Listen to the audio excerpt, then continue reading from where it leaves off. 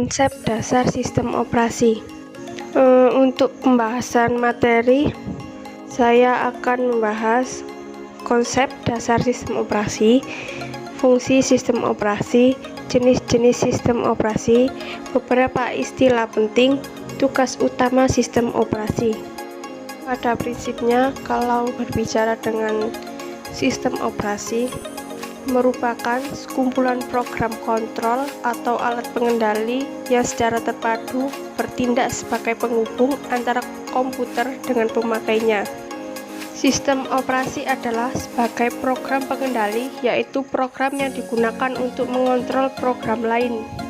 Kalau dilihat dari posisi sistem operasi, kurang lebih ada pada gambar tersebut. Posisi sistem operasi antara hardware dan software. Hardware di sini tidak akan berfungsi kalau softwarenya tidak diinstal. Jadi, brainware bisa menggunakan hardware setelah diinstal softwarenya.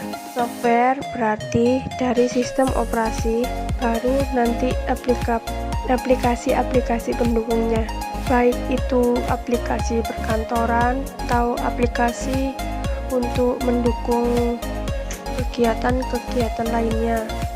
Dari sistem operasi yang pertama, sistem operasi sebagai pengelola sumber daya. Yang kedua, sistem operasi mengelola seluruh sumber daya yang terdapat pada sistem komputer. Yang ketiga, sistem operasi sebagai penyedia layanan atau extended machine atau virtual machine. Yang keempat, sistem operasi menyediakan sekumpulan layanan ke pemakaian sehingga memudahkan dan menyamakan pengguna atau pemanfaatan sumber daya sistem komputer. Tujuan dari sistem operasi yang pertama yaitu dengan sistem operasi komputer atau perangkat keras hardware dapat digunakan seefisien mungkin. Yang kedua, dengan sistem operasi komputer dapat bekerja dalam kode biner yang mudah dipahami dan digunakan oleh pemakai atau user. Jenis-jenis sistem operasi di sini saya mengambil garis besarnya aja dengan berdasarkan interface atau tampilan dan berdasarkan usage atau peruntukan. Kalau berdasarkan interface dibagi dua, yaitu yang pertama berdasarkan teks, yang kedua berdasarkan graphical user interface. Untuk jenis sistem operasi dengan berdasarkan usage-nya dibagi dua. Yang pertama yaitu sistem operasi untuk pribadi atau standalone dan networking atau jaringan. Yang pertama contohnya yang sistem operasi komersial standalone. Contohnya ya sistem operasi Windows mulai dari Windows 98, Windows Millennium Edition, Windows XP, Windows Vista, Windows 7, Windows 8, dan Windows 10. Ini kurang lebih untuk jenis sistem operasi yang standalone, yang komersil.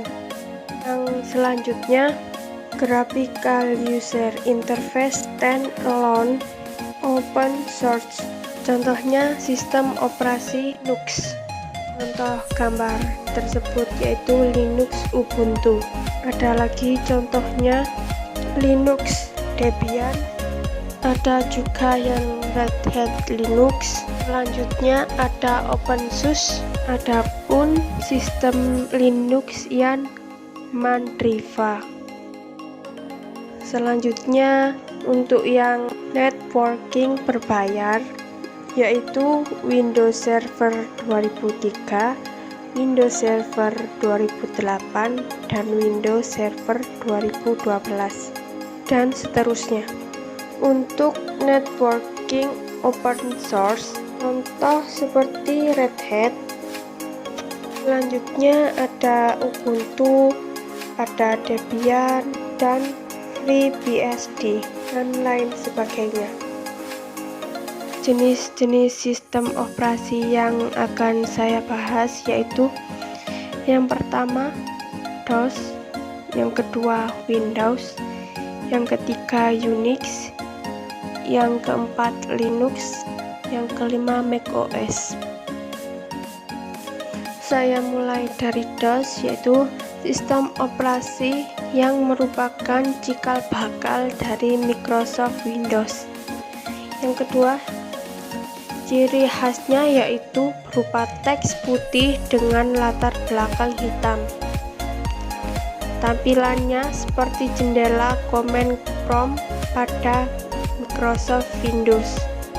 Selanjutnya yaitu Windows, sistem operasi yang dikembangkan oleh Microsoft Corporation yang menggunakan antarmuka dengan berbasis Graphical User Interface atau tampilan antarmuka bergrafis. Merupakan sistem operasi yang paling populer. Hampir semua orang pernah memakainya. Beberapa versi Microsoft Windows yang terkenal yaitu Windows 98, Windows Millennium Edition, Windows XP, Windows Vista, Windows 7, Windows 8, dan Windows 10. Selanjutnya Unix, termasuk sistem operasi yang paling awal ada untuk komputer. Merupakan induk dari sistem operasi Linux. Unix didesain sebagai sistem operasi yang portable, multitasking, dan multi-user. Yang selanjutnya Linux, merupakan sistem operasi open source, artinya bisa dikembangkan oleh semua orang dengan bebas. Turunan Linux yang dikenal dengan distro Linux banyak sekali macamnya.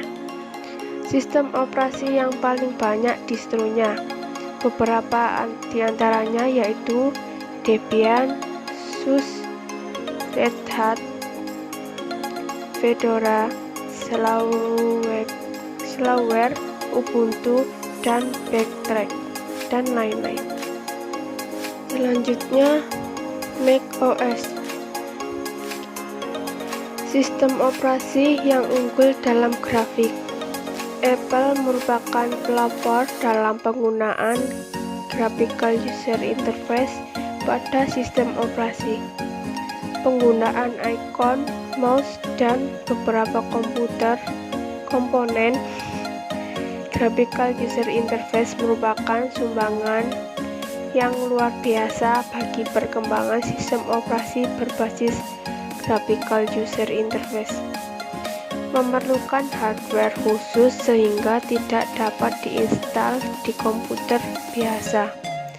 Versinya yaitu macOS Tiger, Leopard, OS X Lion, Zebra, Mojave, dan Catalina. Ada beberapa istilah penting dari sistem operasi, yaitu yang pertama program bootstrap, yaitu program awal yang berjalan saat komputernya dinyalakan atau diboot ulang. Disimpan di ROM, harus tahu bagaimana memuat OS, dimulai menjalankan sistem. Harus mencari dan memuat ke dalam memori kernel OS. Yang kedua, interupsi. Terjadinya suatu peristiwa biasanya ditandai dengan interupsi dari hardware atau software. Perangkat keras dapat memicu interupsi kapan saja dengan mengirimkan sinyal. Yang ketiga, panggilan sistem atau panggilan monitor. Perangkat lunak dapat memicu interupsi dengan menjalankan operasi khusus yang disebut panggilan sistem. Tugas utama sistem operasi. Sistem operasi mempunyai dua tugas utama, yaitu yang pertama, mengelola seluruh sumber daya yang terdapat pada sistem komputer. Yang kedua, sistem operasi sebagai penyedia layanan. Mengelola seluruh sumber daya yang dapat pada sistem komputer agar beroperasi secara benar. Sumber daya terdiri dari yang pertama sumber daya fisik dan sumber daya abstrak. Untuk sumber daya fisik ada 9, yaitu yang pertama perangkat masukan, ada keyboard, barcode, reader, dan lain-lain. Yang kedua perangkat tunjuk, yaitu mouse, joystick, light pen, trackball, touchscreen, dan lain-lain. Yang ketiga perangkat penampilan, ada layar monitor CRT, LCD, dan lain-lain.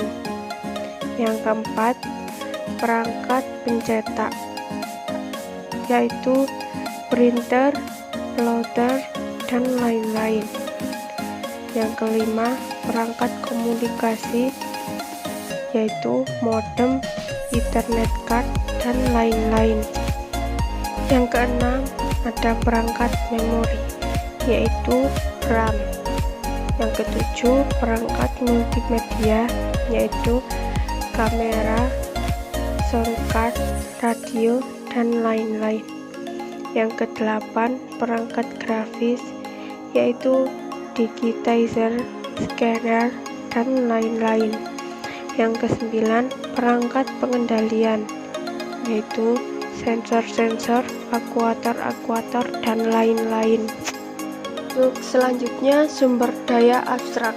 Yang pertama proses kontrol atau blok untuk mencatat dan mengendalikan proses. Yang kedua semaphore untuk pengendalian sinkronisasi proses. Yang ketiga berkas atau file untuk menyimpan data atau program. Sekian dari pembahasan dasar sistem operasi.